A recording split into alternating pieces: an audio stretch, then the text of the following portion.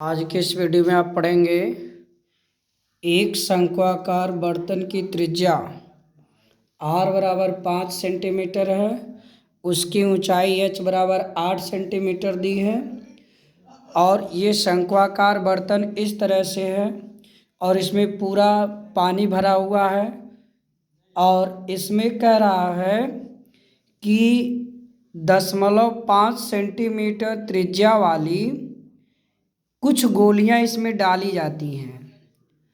अब आप ध्यान से समझ रहे होंगे कि जब आपको पता होगा कोई बाल्टी आपके घर अगर है, इस बाल्टी में जब इस बाल्टी में पानी पूरी भरी होती है तो जिस समय आप मान लीजिए इसमें कोई लोटा ले लीजिए, क्या ले लीजिए, लोटा।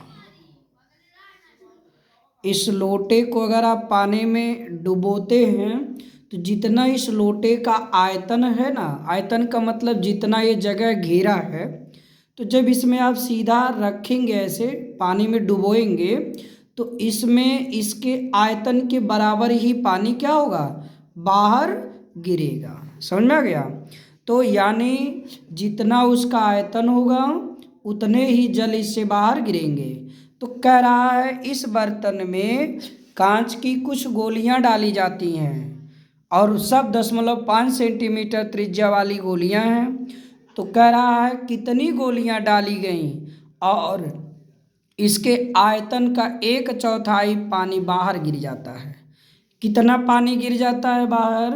1/4, 1/4, आयतन का 1/4 भाग पानी बाहर गिरता है। तो जितना पानी गिरा यही गोलियों के आयतन के बराबर होगा। यही मेन पॉइंट है, गोलियों का आयतन।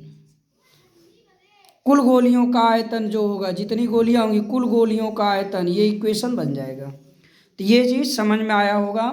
अब हम लोग क्या करेंगे, यहाँ से पहले ये पता करेंगे इस शंक्वाकार बर्तन का आयतन क्या है।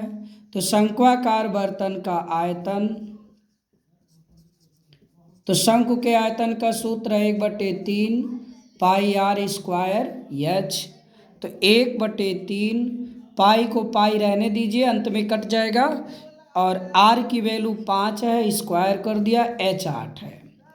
तो ये हो गया 1/3 पाई 25 गुणे 8। तो हो गया, एक का गुणा होगा, यही संख्याएं आएंगी, 25 8 200, 200 पाई बटे 3। इतना घन सेंटीमीटर शंक्वाकार बर्तन का क्या है, आयतन है। गोलियां 0.5 सेंटीमीटर त्रिज्या की डाली जाती हैं। तो हम लोग एक गोली का आयतन निकाल लें। पहले गोली की त्रिज्या ये है तो गोली का आयतन क्या होगा, गोले का आयतन 4/3 पाई r³ होता है। तो गोली भी गोले जैसा ही है, आकार में छोटा बड़ा केवल है। तो 4/3 पाई रहने देंगे, पाई कट जाएगा, r हो गया 0.5 का क्यूब। ठीक, अब ये आपका आ गया एक गोली का आयतन। अब हम n गोली का आयतन लिख लेंगे। माना कि कुल n गोलियां डाली गई। कितनी गोलियां डाली गई? n गोलियां डाली गई। तो n गोलियों का आयतन, n गोलियों का आयतन, n गोलियों का आयतन क्या होगा, n गुणे एक गोली का आयतन 4/3 पाई r³ 0.5 का क्यूब करेंगे तो 0.125 आ जाएगा। ठीक है, क्योंकि 0.5 गुणे 0.5 गुणे 0.5, 5 पचे 25, 25 125, 3 अंक पे 0, तो यही आएगा।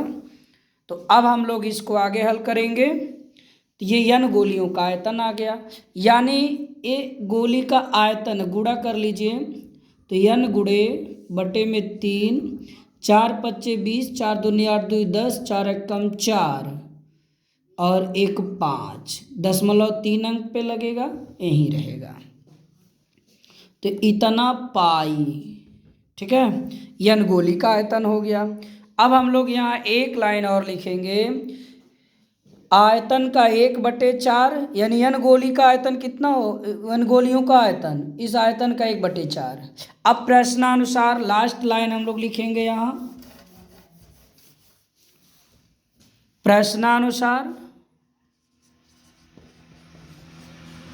इक्वेशन बनाएंगे हम लोग। यन गोलियों का आयतन आया है यन गुणे 0.500 पाई/3 और आयतन का 1/4 है। आयतन हम लोगों का आया था 200 पाई/3, ठीक है, ये आया था, और इसका 1/4 1/4 कर दीजिए। अब ये दोनों पक्ष बराबर हैं, इसे हल कर दीजिए। 3 3 से कट गया, पाई पाई से कट गया, 4 से 200 काट दीजिए, 50 आ गया। यन बराबर 50/0.500। अब दशमलव हटा दीजिए, तो 0.500 माने इसको आप 0.5 कहेंगे। क्या कहेंगे? क्योंकि आपको मैं बता दूं 0.3, 0.30, 0.300 ऐसी संख्या में जीरो बढ़ाने से इनमें कोई अंतर नहीं है, रूप चेंज है, वैल्यू सेम है। तो ऐसे ही 0.500 माने 0.5, एक अंक पे दशमलव है तो 10 से गुणा ऊपर नीचे कर दीजिए, तो 500/5 हो जाएगा। एक अंक पे दशमलव लगेगा तो जीरो, इसका मतलब कुछ नहीं होगा। तो 5 एक नम 5 0 0, यन बराबर क्या आ गया 100। नीचे लिख देंगे अतः कुल गोलियों की संख्या बराबर 100। यदि ये वीडियो आपको पसंद आए तो चैनल को लाइक कर, वीडियो को लाइक कर चैनल को सब्सक्राइब कर डालिए। बहुत बहुत धन्यवाद।